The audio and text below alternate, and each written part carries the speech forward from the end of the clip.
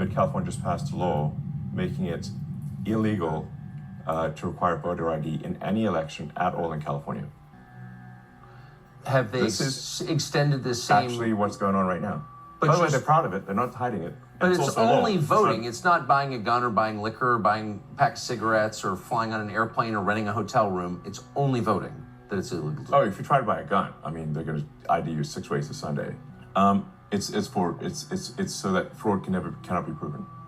So it enables large-scale fraud and no way to prove it, because how would you prove it? It's literally impossible. So you see the other 49 states becoming California if the machine wins? Well, you don't need all 49 to go that way. You just need enough to have the election, have there not be swing states. I mean, there are only 6 swing states. Yep. So there are only 6 states out of 50 right now that are in contention. So if those 6 states that are in contention by narrow margins are no longer in contention, then the only contest will be for who wins the Democratic primary. That's how it is in California. That's how it is in New York. There's no party versus party situation. The only contest is who wins the Democratic primary. And as we've seen with the appointment of Kamala, who no one voted for, even in the Democratic primary. Yes. Where's the democracy here? Well, it's easier though. I mean, it's just that the Dem party elite just decides who is in charge. That's a you know. Well, can you picture Kamala doing that? Of course, she's too busy raising $1 billion from Wall Street and Silicon Valley. According to the New York Times, her campaign and party committees raised a staggering $378 million in September alone, more than double what Trump raised. And while Democrats like to obsess about Elon Musk's support for Trump, he's giving away $1 million at events, the sheer number of billionaires and the mega-rich supporting Harris is very significant. Most donating to the pro-Harris super PAC, Future Forward, are secret. Most of the donors, you don't know who they are. It's called Future Forward. But the ones we do know, according to the Times, include Facebook co-founder Dustin Moskovitz, crypto billionaire Chris Larson, and Illinois Governor J.B. Pritzker. And then, this was interesting, there's an undisclosed donor, the biggest donor of all, from another dark money group. Well, Mark Andrea at Reuters right here. Hi, so Elon Musk is giving away $1 million a day to voters who sign a petition.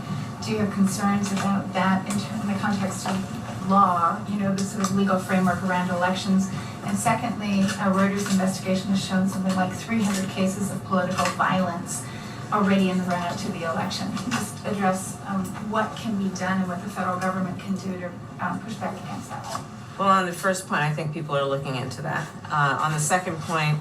When you say people, do you mean the U.S. government? I mean, I hear that folks are looking into it just based on the stuff you all are reporting. Now, Democrats are calling for an investigation after SpaceX owner Elon Musk announced to give away $1 million each day until the U.S. presidential election. Now, Musk, who's backing Republican Donald Trump in the election, is promising to give $1 million each day to one lucky person who signs his online petition. This petition calls for pledging support for the First and the Second Amendments. There was this one journalist who said to me, I'm doing this interview, and he says, well, you have family members that went to Stanford and Harvard, but you chose to go to Howard. No, elite schools like Stanford, but you chose to go to Howard. Now, I was ready to hang this thing up. Right.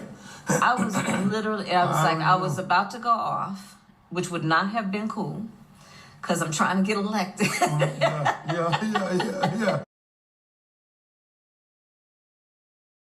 The Harris campaign wasted no time firing back at Trump after his interview with Musk. In response to the live stream on X, the Harris campaign released a statement saying, quote, Trump's entire campaign is in service of people like Elon Musk and himself. self-obsessed rich guys who will sell out the middle class and who cannot run a live stream in the year 2024. CBS News campaign reporter Aaron Navarro. So Aaron, a little bit of sass there in that statement. Also want to ask you about reporting and into alleged hacking with the campaigns. What are you learning? What can you tell us? Different polls have different results. Different people claim different weightings. There's conversations. Are they weighting women enough? Is it the reverse of 2016 where the Harris voters are the shy voters and aren't communicating to polls or publicly? No, nobody really knows. And so really it comes down to get out the vote. And the crazy thing is it's the Harris campaign versus Elon, not even versus Trump. You're a markets guy. What do you think of Polymarket? What do you think of some of the other marketplaces where people are effectively taking bets on this election? And again, what looks like a big move for former President Trump. Well, let me first say I'm an indirect investor in Polymarket through a fund that I'm in, a crypto fund that I'm in.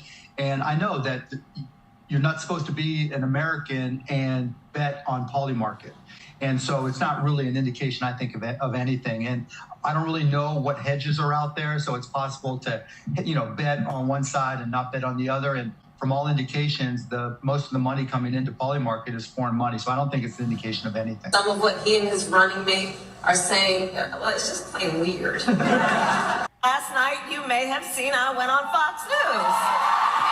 While I was doing that, Donald Trump was at a Univision town hall where a voter asked him about January 6th. Okay, so now we here know January 6th was a tragic day. It was a day of terrible violence. There were attacks on law enforcement. 140 law enforcement officers were injured. Some were killed. And what did Donald Trump say last night about January 6th? He called it a, quote, a day of love.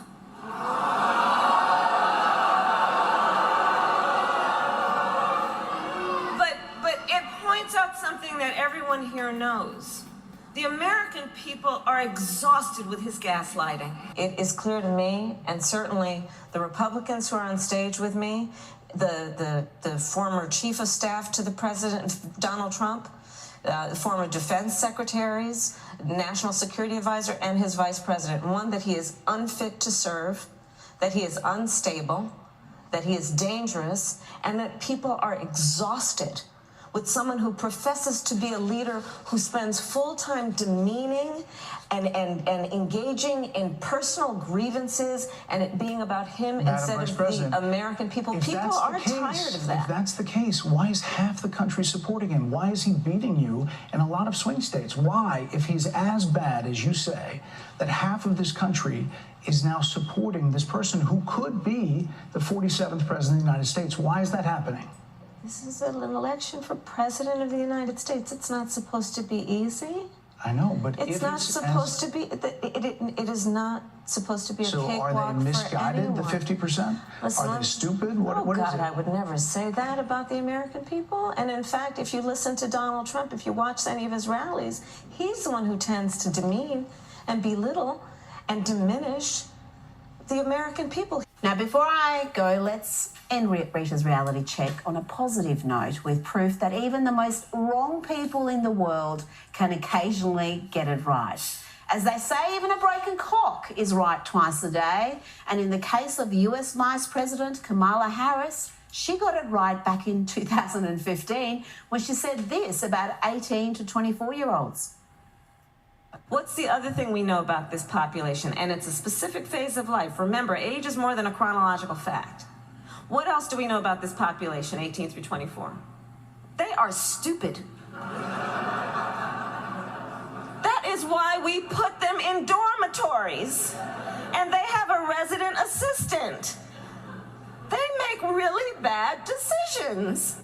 Though the Democrats still did lose and the Republicans officially took the House this week as America bids farewell to the best vodka-fueled stock analyst in the country, Nancy Pelosi. We do not say open sesame. We say open Biden. These guys are just weird. That's who they are. As weird and creepy as J.D. Vance. Super weird idea from J.D. Vance. Yeah, it's not. I mean, it's quite weird. Just plain weird. Just plain weird. Just plain weird. That stuff is weird. They come across weird, and then they start being weird. Yeah, they're weird. Being a really weird. He's such a weirdo. Donald Trump and his weirdo running mate, they're weird.